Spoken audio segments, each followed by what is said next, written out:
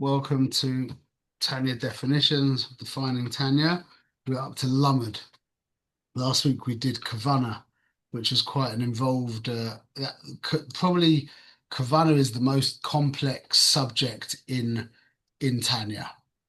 I think that is, yeah, I think you can say that. Um, and we went through the different madrigas of the heart, and now we're into LAMED. So that was Kaf, which was Kavana, now into LAMED. Okay, so Levush. We're going to talk about Levushim today. Okay, hi Ben. Um, so it's interesting because in the second parak of Tanya, he speaks about Levush in a singular. In the fourth parak of Tanya, he talks about the Levushim, the garments of the soul. Okay, so first I'm going to talk about Levushim in plural, and then we will talk about when it speaks about Levush. Um, we'll try and work out what that's talking about as well. Okay. So Levushim translates as behavior. Simple as that. You've got three modes of behavior: thought, speech, and action. They are all considered behavior, and that's what levushim are. So we call them levushim, which means garments.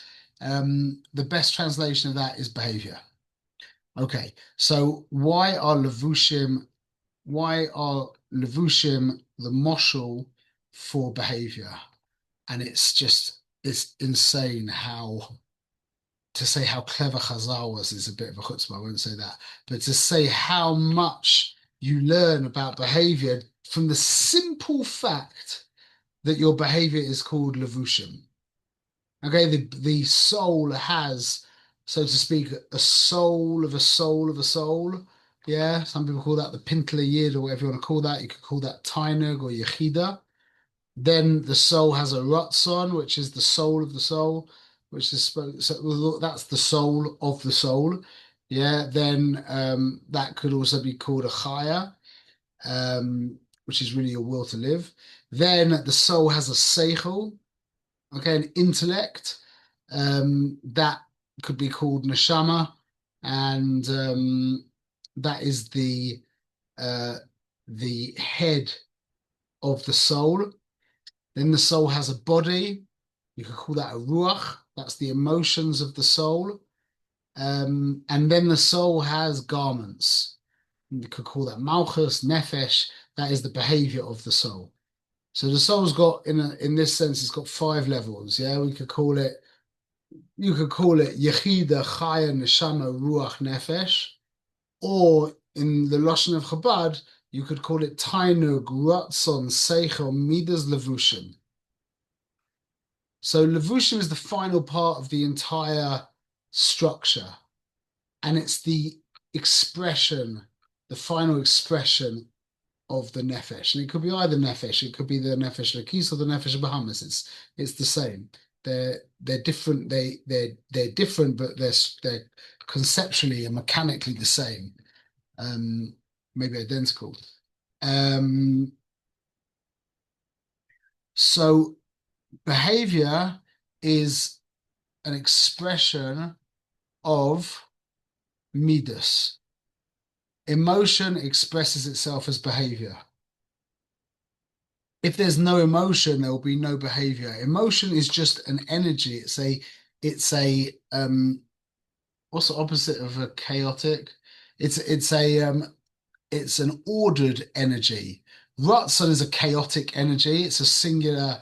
It's like Ratzon is like in a sense like electricity. Emotions are like when the electricity is running through some kind of device that is turning it into something more productive, like cold air in an air conditioner or light from a computer screen or from a light or whatever it is. So emotion is is ordered energy, and that energy needs to be released. And or if it doesn't, it will feel very uncomfortable.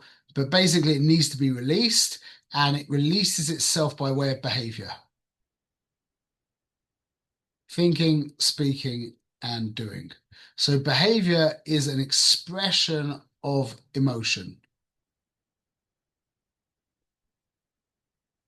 So why are they called garments? So there's so many reasons, and they're all um so revealing. I've written here only four, but very recently I ended up understanding a whole bunch of them. So I don't know the order. I'm sure there is an order. Well, go on, what would you say? Let me throw it out to you guys. What would you say is a feature of clothing that a purpose of clothing, a feature of clothing that immediately pops out? Color? Sorry? Color?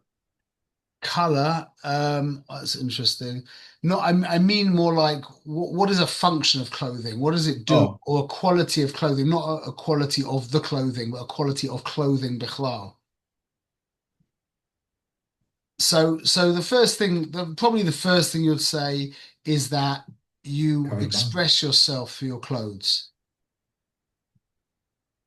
I know if you're a doctor, I know if you're a king, I know if you're a surf bum through your clothes. So there's a level of expression through clothes. Okay, I know if you're Haredi, if you're Dati Leumi, I know if you're Muslim, I know what you are through the clothes you wear. So there's an expression of who you are through clothes. That's a very important point. Another extremely important point is that they are external to you, meaning you are not your clothes. So you're not your behavior.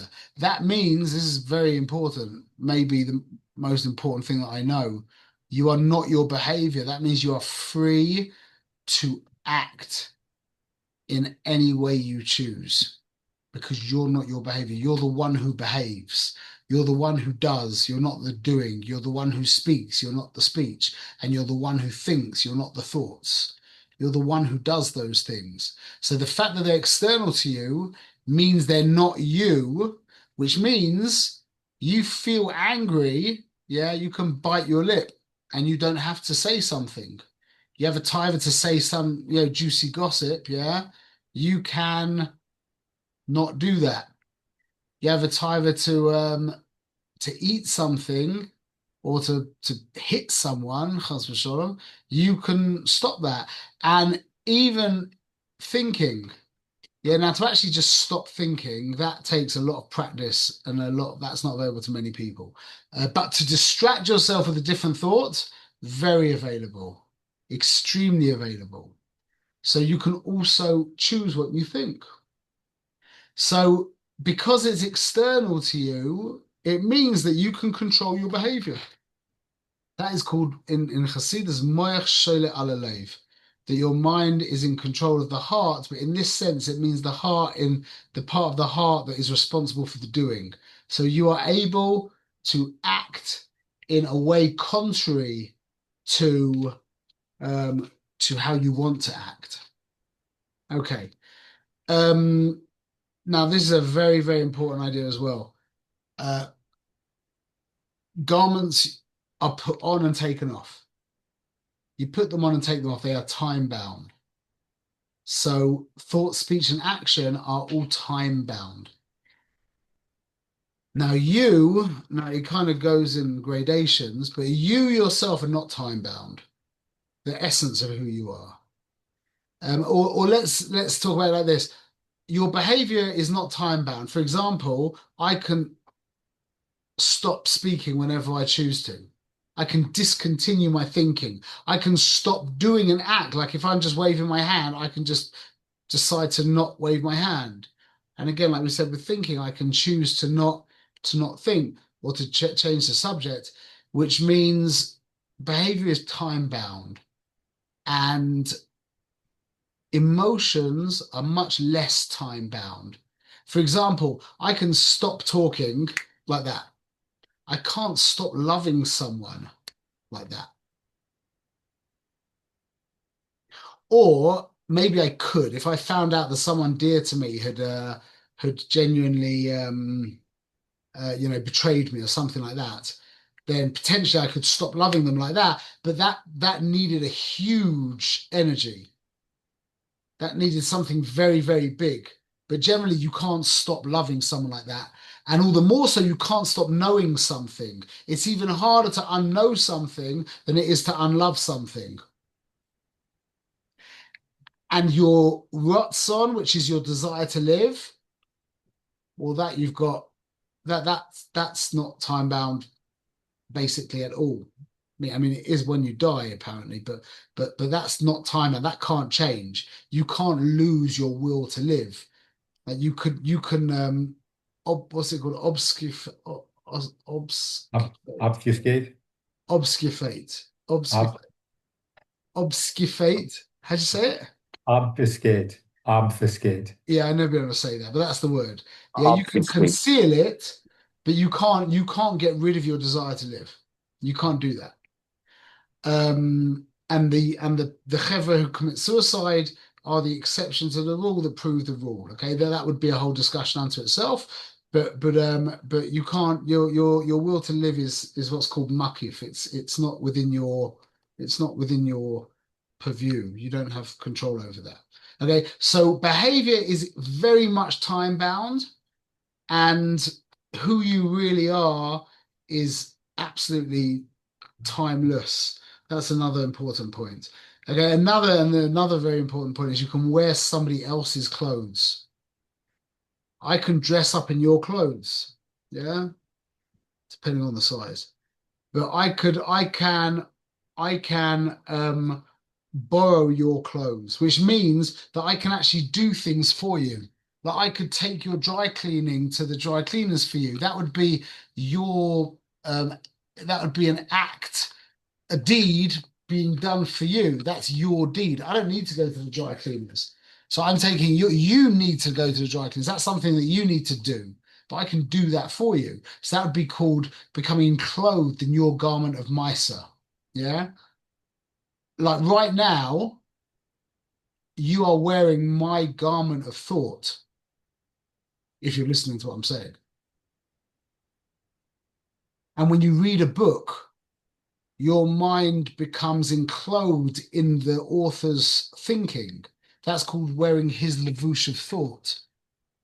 Or you could be reading from a book. Yeah, that would be called using his levush of speech. You're speaking his words. They're not your words. They're his words, whatever book you're reading. So, so we can wear other people's garments. I mean, we can do behavior, we can do other people's behavior. And that's a key point here because we're going to start talking about what mitzvahs are. Mitzvahs are Hashem's garments. So by us doing mitzvahs, us performing mitzvahs, we, so to speak, becoming clothed within within Hashem's rotzon. We motivate we're wearing his garments. He wants to fill in on the Jew's arm in the morning. That's his behavior. That's not my behavior. So the idea I heard Rav Manis is he's very nice to people. He's very unconfrontational. But there's one thing that he is not confrontational. But when somebody says, I did it was my mitzvah. He was like, a mitzvah's never yours. Don't ever think that a mitzvah's yours. Mitzvahs belong to the Rabbanu Shalom. You have a schus in fusing with mitzvah, in merging with mitzvah, in activating mitzvah, in energizing mitzvah, in coordinating mitzvah. But the mitzvah's never ever yours. That's the whole point of it, is it's his mamash. And that's your What connection. about Kinyan Torah? Kinyan Torah.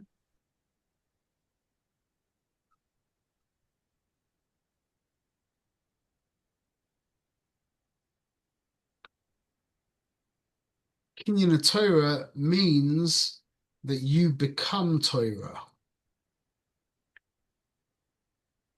To say that I've acquired the Torah, that I hear that's the way you would say it. But the point is that you merged with the Torah, or the Torah merged with you. So you would say you could say it's my Torah, but more accurately, you could say I've just become more godly. It's his Torah. He gave us his Torah, but that was the schus of being Jewish. It's always his. Even when he gave it to us, he didn't let go of it.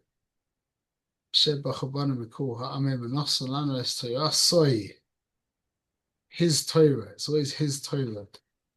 Um, Kenyan is a Kenyan. mhm. You mean you're koine the Torah, meaning that it's now your Torah. But that's what I'm trying to say to you. It's like it's a way of saying it, but what you're really meaning when you're saying that, Eliezer, is that you have become Torahic. It's merged with you. You've become one with Torah. So to say it's now your Torah, you could say it like that. Shall we see, if you're looking at the world through egoic eyes, you would say now it's my Torah. But or you could look at it now in a more healthy way and understand that you've become one with Hashem's Torah. As I'm saying, because you could have said it's my mitzvah. I did the mitzvah. It was my mitzvah. I got the mitzvah. I gave tzedakah, and that guy was about to. Yeah, he didn't do it. I did it. I got the mitzvah. It's my mitzvah. You could say that, but it's a more like accurate, healthy way of connecting to it as it's his mitzvah, and I'm zoicha to engage in it. That's a more kind of productive, healthy way of seeing it. Um, yeah. So that's the merging. That's the idea of wearing somebody else's garments. Is I can do something for you. I can speak your words. I can think your thoughts. Yeah, and we're going to see how that relates to the Rebbeinu Shalom in regards to Torah mitzvahs. Um, some chidushim, some recent chidushim of garments is that they get dirty. Garments get dirty. Um, and obviously if you're in a filthy place, then they get dirty. That means in the moshel, that means that your behavior gets affected by your surroundings. But then garments even get dirty, like you can never keep wear that was one of the chidushim by the midbar, is you can never keep wearing the same garments even if you stay in a sterile environment, because your body itself causes the garments to get a little dirty. Well, now with the 9 days coming up, And you, now you we've got the can't nine even. days. Yeah, that's a very important mitzvah, by the way. We should take that very seriously. The before Shabbos, you should wear clothes, and you should try and wear the clothes for an hour or two at least, to make them feel that they're not laundered. The avoid of the 9 days is a really important avoider for to, it's really important for us as Jews to go through the actual to go with the halachas, and not to try and find ways around and whatever. Obviously, everyone according to his level, but it's a very important 9 days to detox a little bit from yourself. Yeah, Yitzi, what are you saying? Yeah, just if I don't know an example of that. Like you made it sound like people trying to deviate. So what are people trying to deviate from? No, no, well, I mean, the idea of not having a warm shower. Yeah, that's hard for people to not have a hot shower. Yeah, that's really difficult. But and could you find rabbis who say that you can have a hot shower? I'm sure you can find people who who give heterim for having a warm shower. But I'm trying to tell you, it's a good avoider to not have a warm shower. You don't have to have a freezing cold shower, but just have a shower that isn't pleasurable. Just cut down the pleasure of the shower. You don't have to put yourself through pain, but just have a shower that you would never usually have, in that it's much cooler than you'd usually have. And there's no real pleasure. Not that you'll be a Messiah, but there's no pleasure in it. That's hard to do. That's really hard to do, especially when no one's looking and it's all, you're by yourself, and who cares? That was for the old days. Then there's the clean clothes. Yeah, then there's listening to music. Then there's the washing actually with soap. Like if you don't need to, you can leave yourself a little bit longer than usual. If you have a shower every day, then maybe have a shower every other day or once in 3 days or whatever it is, just to detox from the pleasure, to detox from our self-infatuation is a healthy thing to do. And this is the time to do it. This is the time to do it. Anyway, so the idea of dirty clothes, and this is quite a subtle point, but one of the ideas of dirty clothes is that what happens with behavior, what is dirt? What is lichluch in Torah? What is dirt? What does it mean that what does it mean something's dirty? Dirt is ego. Ego is dirty. Your sense of self is called dirty. So somebody who has filthy garments, yeah, that means that they are very connected to their sense of self. Yeah, they're not very humble. So what does it mean that your garments get dirty? It means that given time, you will start to identify with your behavior, and your ego will derive energy from your behavior. For example, like I've seen this now happen a bunch of times in the class. Like if we always talk about being on time, yeah. So the point of being on time is that when you say you're going to be there at 9 a.m., you're there at 9 a.m. Why? Because you're putting yourself second to your word. That's the point of being on time. Yeah, as I said, I'm going to be there at 9. It's now 8:45, and I've got that one last email. I did all my emails. There's one last one to do, and I'll have an empty inbox. I'm gonna be late. Get up and leave the email and be on time. Yeah, that is an amazing avoider of bittul. That is real bittul. Yeah, you put yourself aside. You wanted to finish off that last email. You got one more email to get a clean inbox. You don't do it because you're honoring your word. You became more holy. Okay. But what about when you become the guy who's always on time? You're that guy. And then when your wife's late, you can't bear it. And when you're going to be late, you can't bear it because you're the guy who's on time. It's not now about putting yourself to the side so that you can honor your word. It's about being you. You with me? You fell out of the frying pan into the fire. Meaning you've now become a guy who defines himself as being on time. Well, wait, did you make yourself less or more? Just giving yourself more definition, you've become more. So that's the idea of garments just always becoming dirty. You have to stay on top of yourself. Don't become the guy who's on time. Don't be defined in your mind as the guy who's always on time. That's not the reason why you're being on time. The reason why you're being on time is because you're not important enough to not be on time. Who are you to not be on time? You said you're going to be there at 9 o'clock. Who are you to get there for 9:20? That's not, who are you? That's why we're on time. Not because I'm an on time, that's who I am. That's not it. So that's the Indian of clothes getting dirty. And then there's another Indian. Also, you grow out of your clothes. You grow out of your clothes. Certain behavior that was fitting for you when you were 15 is not fitting for you when you get older. Okay, that's a very important point. And what was the other one? You clothes get dirty. And your clothes also wear out. Clothes wear out. That was another thing that didn't happen in the midbat. What does it mean clothes wear out? And it's kind of a derivative of what we just said. This is an amazing idea, is that after a while, let's talk about the paper towel.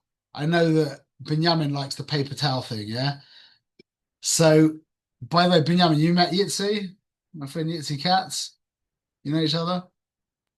Yeah, we met in Israel, I believe, at G, right? Wow. Are Yitzi's, you in? you're on You're mute. on On mute. mute.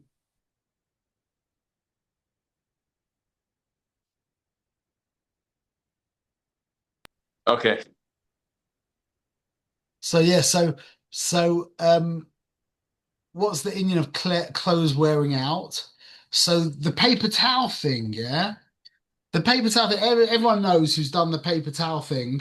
It's really good. It really feel like it's doing something to you, yeah.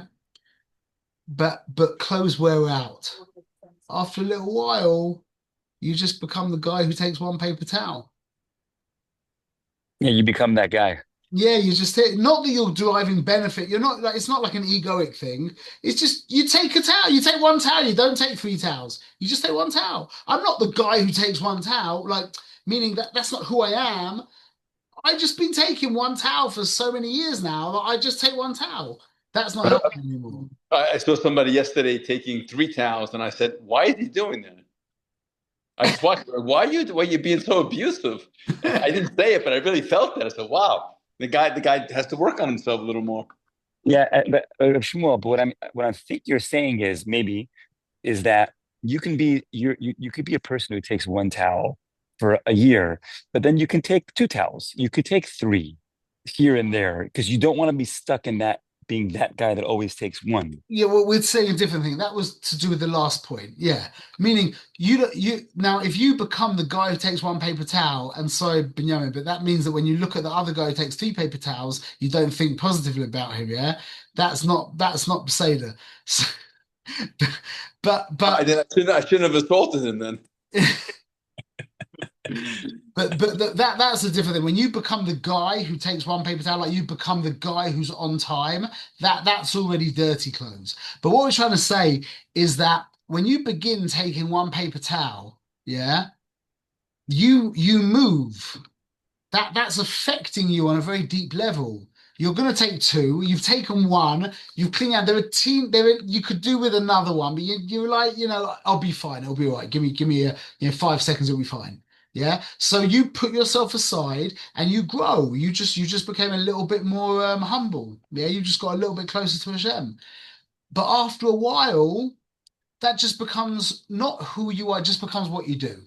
It's not like the egoic thing where your clothes get dirty, where now you're the guy who takes one paper towel, and I am more holy than thou because I take only one paper towel. We're not talking about that. We're talking about just the fact that the paper towel becomes easy. It's just like with weights, if you do 10 reps, then eventually you're gonna have to start doing 12 and then 15 and then 20. You just it becomes normal. So that's what it means by clothes wear out, meaning your behavior impacts you. This is a very important part of behavior. See, another thing is with behavior is what you're wearing, yeah, impacts how you see yourself. So when you're dressed in a certain way, hopefully you start to behave a little bit more in that way. Like the chances of you doing something not so great when you're dressed in, shorts and a t-shirt are probably more when you're dressed up in your Haredisha levush, whatever it is. The behavior feeds back into the system and actually affects you. Everyone knows that, yeah? But then the clothing wears out. This is the point. You hit this kind of critical mass time point where the clothing stops affecting you, meaning the behavior is now, this is just what you do. This is just what you do. When you park your car, you make sure that you go closer to the other car than so that there's room behind you. And after a certain while, that's not making you any holier. That's just what you do. It's like so then what will Hashem do? Hashem will send you new opportunities for growth in behavior. I'll give you an example actually, Benjamin. You gave me this was a month or so ago, that was a whole new behavior for me that I never thought about at all. You spoke about spitting on the floor in Israel. Correct. Yes. And that really affected me, that idea, yeah, you can't spit. I'm not going to spit on the floor in Israel. Why should I spit on the floor of Eretz Yisrael? You know? And so I stopped spitting on the floor in Eretz Yisrael. And now, Wow. so that was in your schools. Thank you. But Thank Why that were was you. you spitting in the first place? What's happening? yeah, you spit if you have You have something in phlegm your in your mouth. mouth. You spit. Yeah, yeah. And Yitzi can't relate to And get that that, because you got to get that checked out. Yeah. yeah, Yitz is so refined. Yitz is a sonic by his nature. But yeah, so us heathens sometimes we spit. In Israel, it's very acceptable to spit. It's very acceptable. Yeah. So anyway, but I'm saying you have to be moving forward in your behavior. I can imagine you land in Israel first time you start spitting. But I want to ask you about the clothes you mentioned. So you can wear clothes I'm and listening. then I'm listening. Keep speaking. actually, let's say you wear a suit and tie every day. And so you said it feeds back into the system, but after a while that gets stale. It doesn't feed back in the system anymore. Yes. So what would be a good eitzah for somebody to snap out of it for themselves? Because it sounded like you were saying Hashem is going to bring it to you. Is there a way that somebody can do it themselves? Meaning to say maybe go when you go on vacation or something for a few days, maybe go in shorts and a t-shirt for a few days and then come back to those clothes. Is that something that you would recommend? I mean that would make a difference, but think about it in regards to like good behavior. Like let's say you're very careful not to not uh you're very careful to not spit on the floor in Israel. Let's just say. What, so you should spit on the floor a little bit and then come back to the behavior? No, it's just, I think the way I look, I haven't thought into it enough, but the way I'm understanding it right now as you're saying it is you need to be looking to move in behavior. Like if it's not even you need to be looking for it. If you are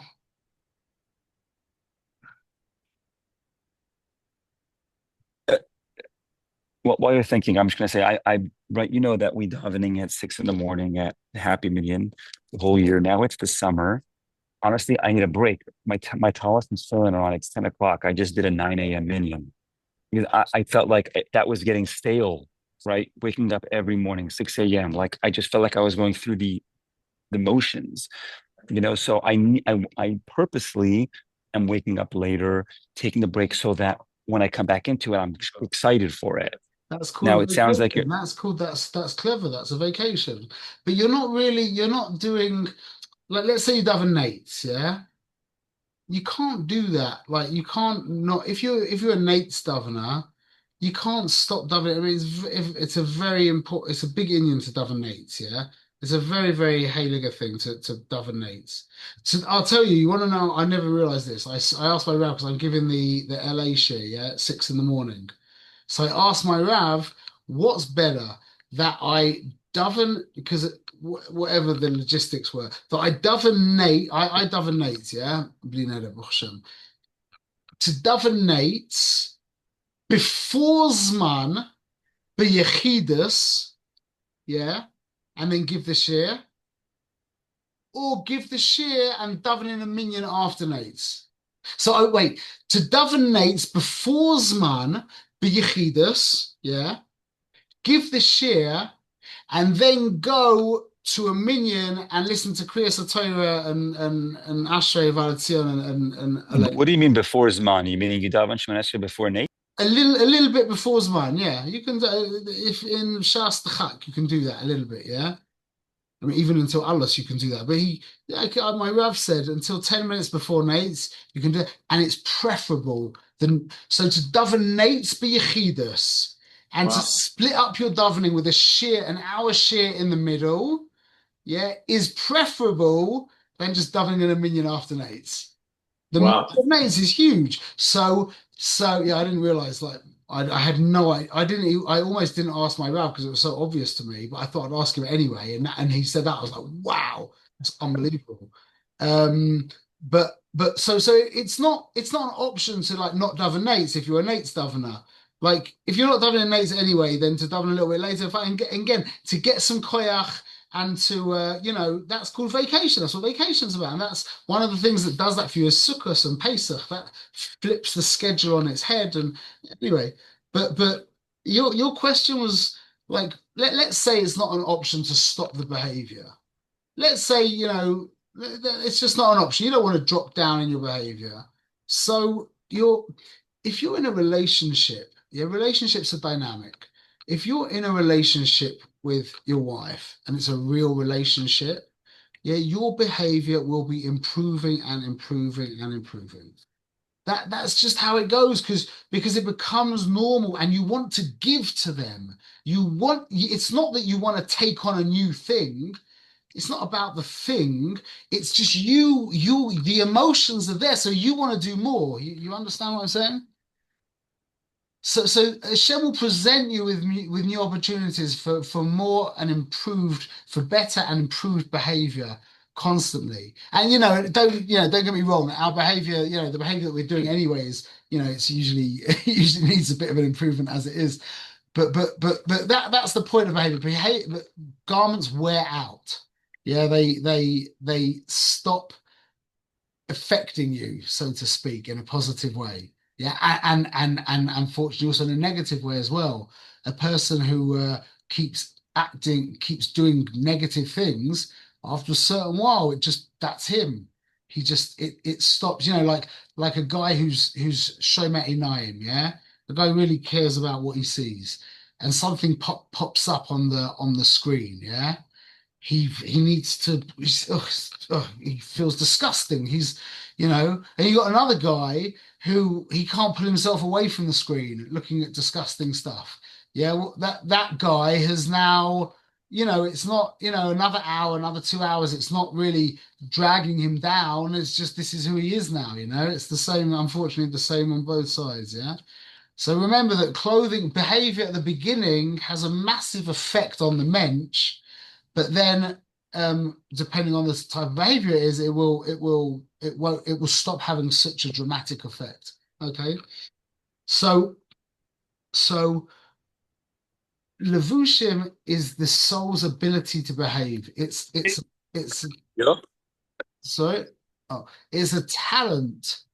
The levushim are a talent that the soul has. Its ability to think, to speak, and to do. Now, it's through the levushim that we actually connect to the Ribono Shel Olam. Mitzvahs, doing mitzvahs are, so to speak, his behavior. We say in the Gemara, everyone knows that Hashem puts on tefillin, Hashem davens, Hashem wears talis, Hashem does all the Taryag mitzvahs. What does that mean? That means that they're his behavior. We do it for him, but it's his behavior. So when we do, that's where we meet. We wear his clothing. When we do Torah and mitzvahs, we are becoming enclosed in his behavior. We're, so to speak, giving life. We're bringing the energy component to his behavior, which is the 613 mitzvahs. That is a very deep, a very profound bond that we have with the Ribono Shel Olam. The Ummos Ha'olam can't do that because they don't have Taryag mitzvahs to do. The mitzvahs of the Ummos Ha'olam are not called Ratzon Hashem in the same way as Taryag mitzvahs are called Ratzon Hashem, even though they share a lot of similar mitzvahs. The mitzvahs of the Ummos Ha'olam are not about Ratzon Hashem. They're about Kiyum and Yishuv Ha'olam. They're about allowing this world to be. They're not an intimate desire of God's. God needs a world to be so the Yidden can connect it back to him. So Yisrael, the Koach Yisrael, can connect it back to him. But the actual the commandments, the mitzvahs of the Ummos Ha'olam are not the same. They are. It's like becoming. Oh, I said something the other day. What was it like? It's like.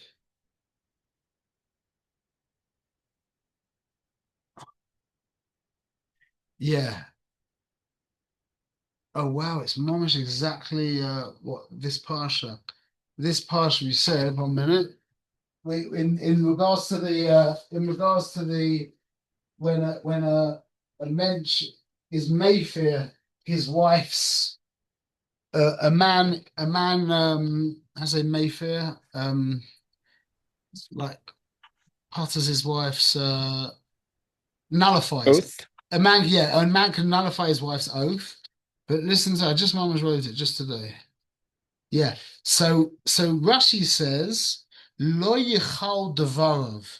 It says don't be machal like halal. Don't be machalel your words. And then Rashi says lo yaaseh devarav chulin. Don't make your words chulin. Don't make them chol. What's the kesher between chol, sheish shemei chol, and kedusha? Why is it called chol? Because chol doesn't have a shem in it. It's a halal, meaning he doesn't really want the 6 days of creation. He wants Shabbos. He wants the only reason why there's 6 days of creation is because you can't have a seventh day without the 6 days before it. So I kind of have to have the 6 days before it. Like I can't, I want a yichud with, I want a yichud, but without a world, there is nothing to have a yichud with. So it's not the world that I want, it's the yichud I want. That's why the world is called chol. So when somebody speaks without intent, his words are called chulin, meaning he's not in it. So that's the mitzvah, so to speak, of the Ummos Ha'olam, is they becoming clothed in clothes which are not, Hashem is not in those clothes. Because he doesn't really want the world. He wants the world for a purpose. Whereas the purpose is the mitzvahs. So the difference between us wearing the mitzvahs is that the Rebbe Shalom is in those clothes. And the behavior of the Ummos Ha'olam, who are Makayim, their Sheva Mitzvahs and Noach, yeah, the Rebbe Shalom is not in those words in the same way anyway. Definitely not in the same profound way. So anyway, so it's through the Levushim that we interact with not only Hashem, but also with every other person. Your relationship with your wife, the place where you and your wife touch is through the Levushim. And through the Levushim, you and your wife, actually the Metzias of you and your wife merge. But the place where that merging begins is in the Levushim. What do I mean? Well, your wife, the trillium pot is in the it's Sunday morning. The trillium pot is in the sink. Yeah. And your wife's rotzon is that trillium pot gets cleaned. Now, when you clean that trillium pot, you become enclosed within her levush of Misa. When you turn around to her and you say, I love you in a real way that she wants that said, yeah, you are being malubish in her words. She wants those words. I love you. Yeah. So, and it's less so by thinking. So that's the place where we touch, where one person begins the place. What really merges in a relationship is the essence. The essence of you and the essence of your wife, that's the avoider of marriage, is that those two things become one. Okay? How do you do that? That's the levushim. The levushim are the place where you becoming clothed in her levushim. You don't care about the trillium pot. That's not your behavior. That's her behavior. And what's enclosed within her behavior is her rotzon. Her love and her fear, her rotzon, however you want to describe it. So by you doing her behavior, the essence of you and the essence of her begin to merge. And that's exactly how it works with Torah mitzvahs. It's just the moshel. It's the moshel. The mitzvahs are they're his mitzvahs, they're his rotzon that are very kindly of him packaged in a physical action, most of them. And by doing that physical action, we are merging with him. So all Lavush takes, the Lavushim is the place where the Kesher begins. If you're going to take one thing away from this share that we've just had, is this. Be a good boy. Take care of your wife. Do what she wants. That is, I was saying this the other day, this is an amazing thought, yeah? You realize that, excuse the vulgarity, compared to the intimacy that takes place when you clean the trillium pot is highly likely to be deeper than the intimacy in the bedroom in so many cases. You with me? In the bedroom, it's very hard. It's very, very hard to leave yourself, to let go of yourself and to concentrate on her. Very hard. Yeah. There's too much pleasure involved. But the chillin' pot, there's nothing to distract you from there. So the intimacy, that's just the muscle, obviously, anything that she actually wants. And the more she wants it and the less sense it makes to you, the deeper that's the inyan of the chukim, is it makes no sense to you whatsoever. She wants this new shaitel or whatever it is, yeah? You've got no understanding of this. It doesn't make any sense, yeah? That's very, very intimate. That's extremely intimate. That's mamash stepping out of yourself in the most profound way and into her. So we didn't talk about Lavush by itself. Let's just say very quickly, we'll finish very quickly on this. We mentioned at the beginning of the share that idea of the singular Lavush that the Alter Rebbe speaks about in the second parak of Tanya, which he said is determined by the level of selflessness or the level of kedusha that your parents had when they brought you down into the world. That determines the levush of the nefesh, but he doesn't say levushim. He says levush, meaning the more selfless you are with your wife, the more halig, the more kadosh, the more holy the union is when a man and a woman bring down the child into this world, bring down the soul into this world. That dictates the quality of the levush, not the levushim, the levush. The Tzemach Tzedek explains that it means the levusha machshava, because everything comes through the levusha machshava. So this is the trip, is the level by which we are intimate, the level of kedusha in which we interact with our wives when we're bringing down the shamas into this world affects the way they think, the way that child thinks, and that is what leads to everything else of the mensch. That's the interface between the soul and everything else.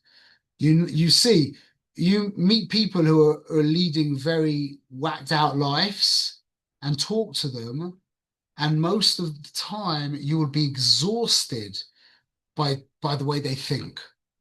You can't relate. You're saying something and it's just taking hours to say something that should have taken minutes. Their mind is just, it's like exhausting, yeah? And you'll see that kind of mind generally lives in a very chaotic world because it's the mind that creates the world that the person's in. So that's when the Rebbe says that the quality of the relations, of the intimacy between the parents determine the levush of the child, is referring to the koyach machshava. So when does chinuch begin? Mikvah night. That's when chinuch begins. And probably well before that, because to have a good mikvah night, you need to already have gotten to certain madregas. Okay, so that's levush and levushim. Baruch Hashem, next week we'll do mem. Be'ezus Hashem Yisborach. It starts with being on time. Hazak very much. Wait, Yitzi, are we on for tomorrow morning early? Yes, Thank you very God much. willing, yes. My pleasure. Okay, it's like isn't. Okay, have a good night.